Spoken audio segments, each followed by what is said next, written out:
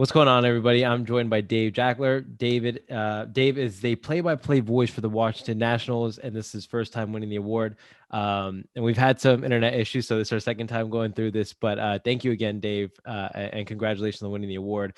Now, I asked you again, and just to go over it real quick, did you always know that you wanted to be in this industry? And what was your career path like on your way to where you are now? That's okay. I knew fairly early on, high school, middle school, that this is what I wanted to do. I love sports.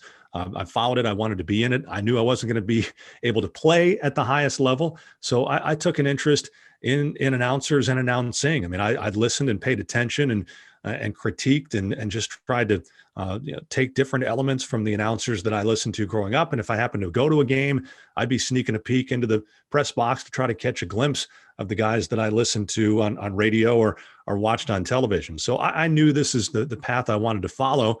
I didn't know what path that would take, which sport. Baseball was kind of my first love. It's the sport I played in high school. And I always like to tell the story that my broadcasting career actually started to an audience of one. When I played high school baseball in Windsor, Connecticut, I would broadcast the games I played in. I played in the outfield, right. So there wasn't a whole lot of action, and I would just have to interrupt the broadcast if the ball was hit to me to try to, or to attempt to go catch the ball. So I knew that's what I wanted to do. From high school, I went on to Syracuse University, knowing that was kind of at the time and still is kind of the place to be as far as sportscasting. And we have so many state winners who went to SU. So I was there for 4 years, and my career has taken a number of paths before I finally kind of focused on baseball. I did a lot of college basketball initially in my career, working at Red Sox for 1 year, as it turned out, 2005, and kind of like the path of a player, I was 1 year at AAA and then got the call to the big league. So I've been with the Nationals since 2006 and getting ready to start year number 16 of the 17 years in the history of the Nationals. I missed the first year, but have been there ever since. Awesome story, and that story of you in the outfield is hilarious, because I feel like because I played baseball in high school as well. I feel like we all do that at some points, but that is very funny and relatable. So what would you consider to be your favorite part of your job, Dave? To me, the great part of doing play-by-play is coming to the ballpark and not knowing what you're going to see, the anticipation of what you're going to see, and the hope that you could see something special.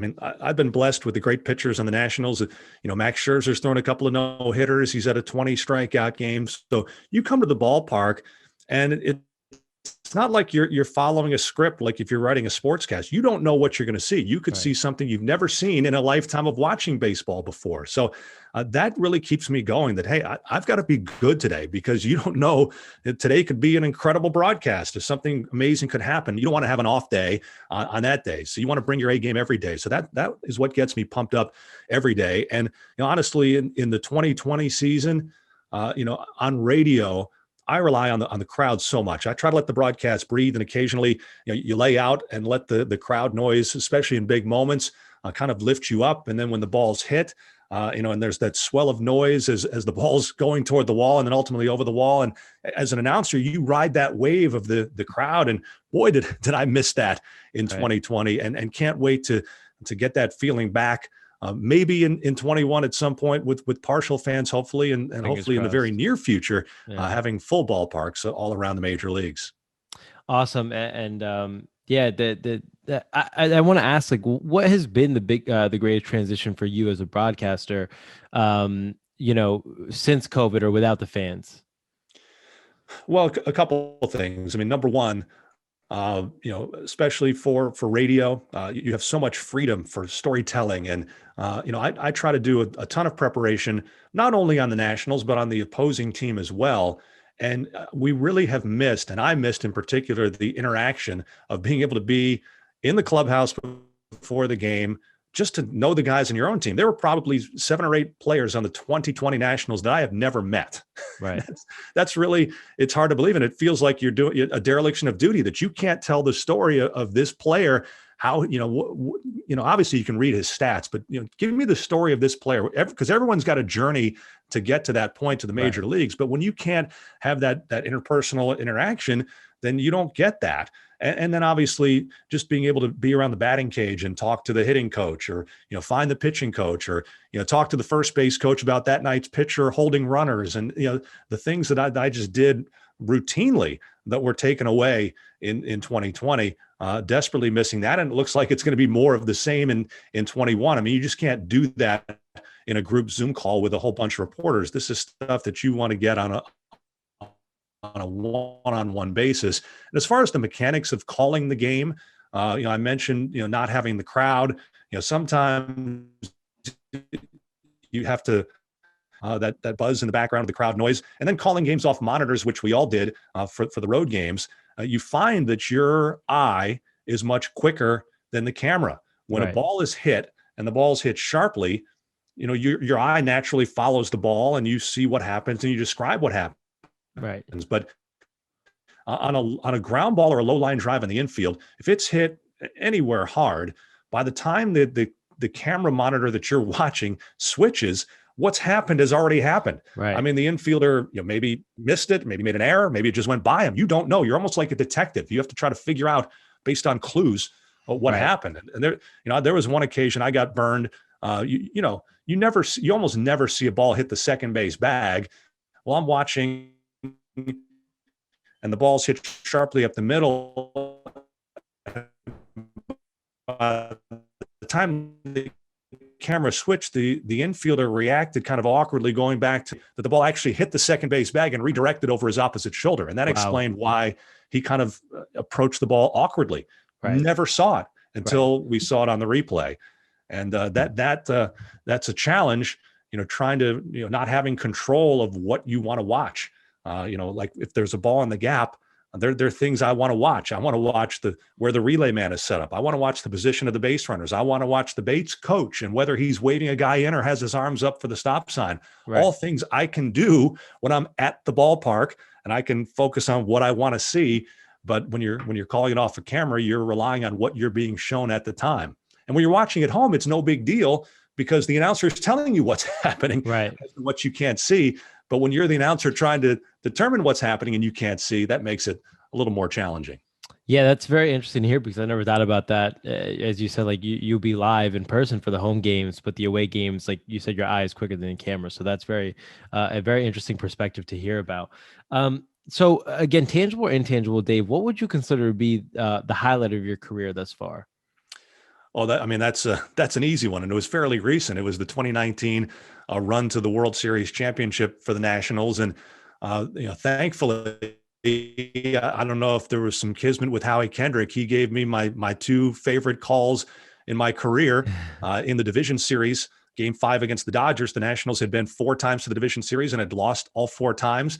And they were this time the underdog. And, normally I don't get to do the 9th inning as we switch off play-by-play, but the game went extra innings. So in the 10th inning, Howie hit a grand slam off of Joe Kelly that was obviously the winning hit to send the Nationals to the NLCS. So that is my number one call of anything I've ever done in my career. That is my favorite call.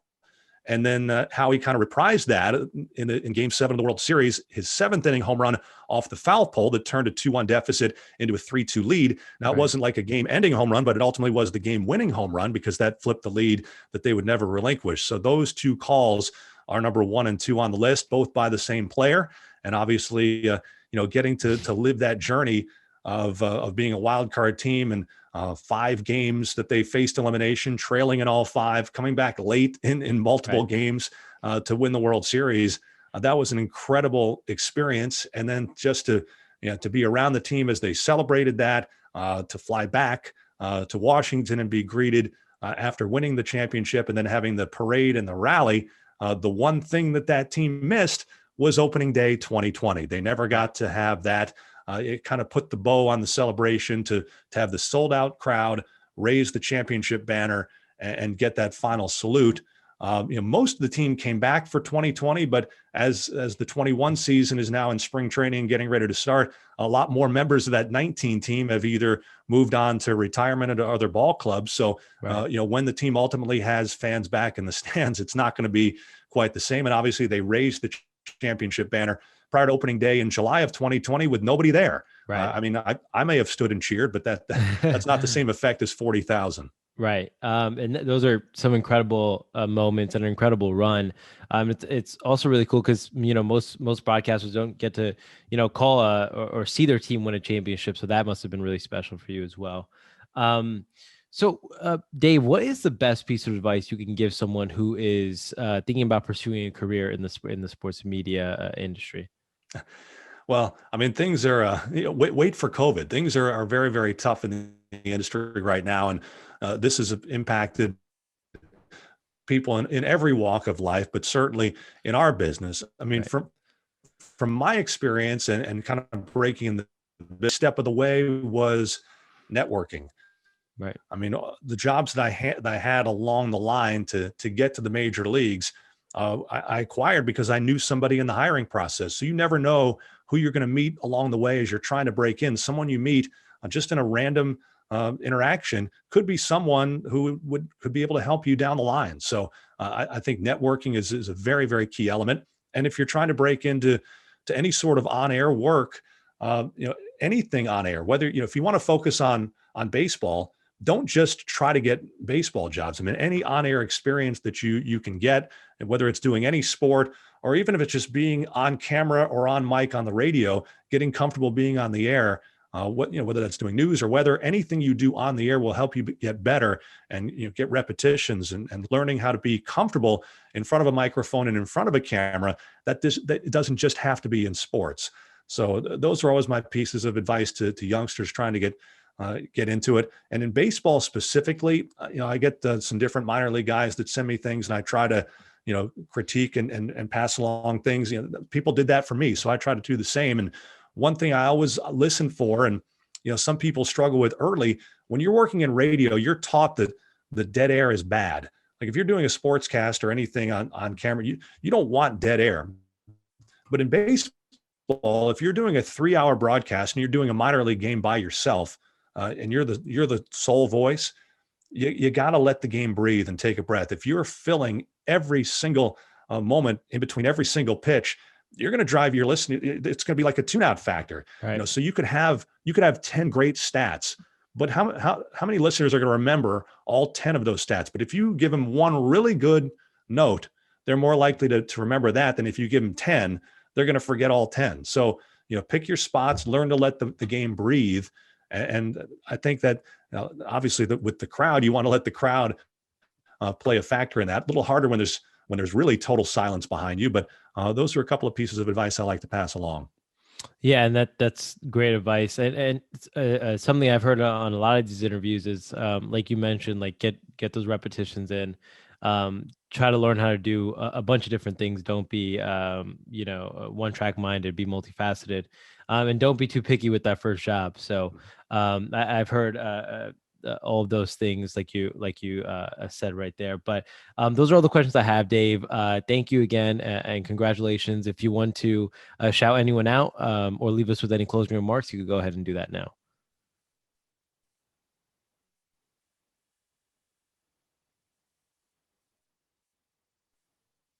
I'm in awe of him being able to call hockey games off a monitor, trying to follow that puck. Hockey's a hard enough sport to do in person. I've got a great broadcast crew. Our engineer, Jack Hicks, even with no crowd, we have hands down number one, the best effects as far as just the background noise of any broadcast in baseball, in my opinion. I've worked with Charlie Slows, my broadcast partner, for 15 now, going on 16 seasons. And so I put our broadcast up with anybody. So it's a team effort. Our studio man pulling all the highlights, Vic Ferrer, we're a 4-man crew, but we make it. Obviously 2020 was so unique. Bob Carpenter on the TV side and FP Santangelo, anyone could have won this award because we're under all these unique circumstances. The hockey guys, the basketball guys, the football guys, there was no year like what we just did, and we all kind of had to adapt. And I think all across the industry, the announcers have done a great job considering the circumstances. And I just hope that we didn't do it so well that people who are making it, yeah, it was fine. You were okay just doing it from your house, or doing it from a studio. There's nothing like being in person to do the job really well. You can do the job well, but to do the job the way we want to do the job, you need to be there talking to the players, talking to the coaches, talking to the managers. And as I said, to give a great call, you need to be in person with fans. So that's my soapbox. I know we did well, but I can't wait to be back traveling for 162 games. That's awesome. This was a great interview, Dave. So thank you for your time, and congratulations again.